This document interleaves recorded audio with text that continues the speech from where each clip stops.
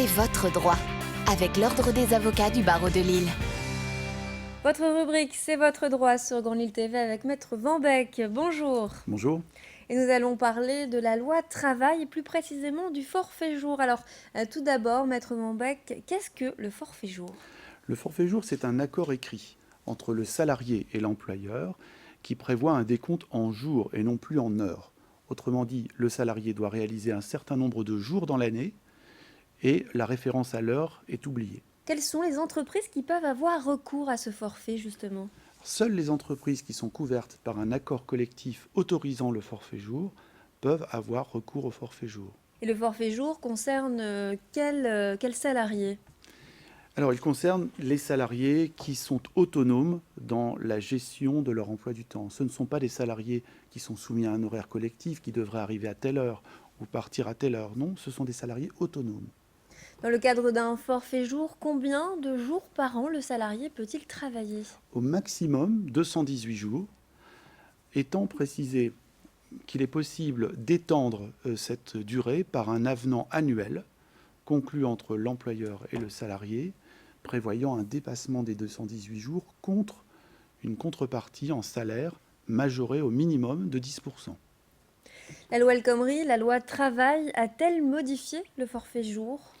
Oui, elle a sécurisé les forfaits jours. Et c'est ça qui est intéressant, parce que le forfait jour a donné lieu à une jurisprudence très fournie, avec de nombreux contentieux relatifs à l'opposabilité du forfait jour aux salariés, c'est-à-dire qu'il y a eu des annulations en chaîne de dispositions collectives relatives au forfait jour. Pour sécuriser cela, il est prévu maintenant que si une convention collective ou un accord collectif n'est pas totalement en accord avec les dispositions légales sur le suivi de la charge de travail, vous savez, ce qui est destiné à éviter le burn-out, etc., s'il n'est pas totalement en accord, eh bien, l'employeur peut quand même poursuivre la continuité des contrats de forfait jour, pardonnez-moi, ou aussi en conclure de nouveaux, à condition de respecter trois dispositifs.